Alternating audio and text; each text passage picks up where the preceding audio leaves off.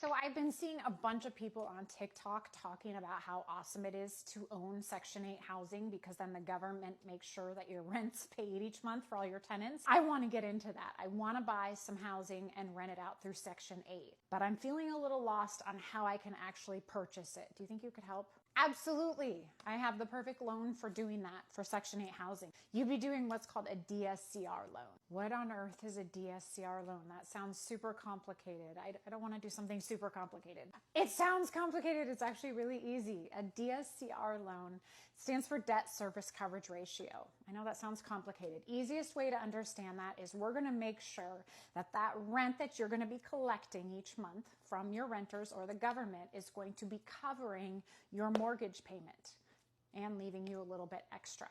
It's a 30-year fixed rate loan, fantastic loan. I think that would be the best option for what you're looking to do. It actually doesn't sound too bad. Now, do I have to provide like a bunch of tax returns and stuff like that? Because I'm self-employed and yes, I make good money, but I have a good accountant, so I really don't show much income. Is that going to be a problem? No. So that's why self-employed love DSCR loans, is it doesn't require any financials. So no tax returns, employment, or income verification.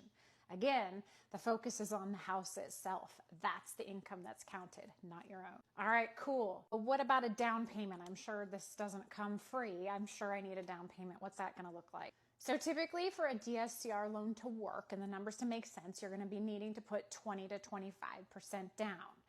However, before you freak out, a couple things to keep in mind.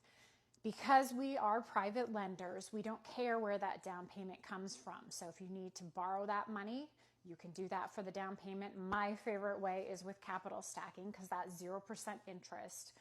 Regardless, don't freak out over the number. It's designed to make sense so that you still are making money each month. Okay, you mentioned private lenders. Doesn't that usually mean super high interest rates and really expensive loans? And it's funny how everybody always assumes that. No, typically for your DSCR loan, it's going to be maybe 1/2 to 3/4 of a percentage point higher interest than your typical conventional loan. However, most investors could care less about that difference because the ease of it and not having to provide financials and just the sensibility of this loan makes way more sense to them. I don't know why I haven't heard of these loans sooner, but I want to definitely do that and get heavily into Section 8. Is there any sort of cap on how many of these I can do? Because I know that banks limit you to a couple loans. So that's the great part. Private lenders are set up to help real estate investors succeed. There is no cap on how many DSCR loans you can do. As long as you've got that down payment and as long as those numbers make sense, you're golden. The DSCR loans are an awesome loan. They're great for Section 8. They're great for traditional rentals. If you'd like to find out more, we have a whole team of experts just ready to help. You got to make that first step. Click on the link in my profile and schedule a free call.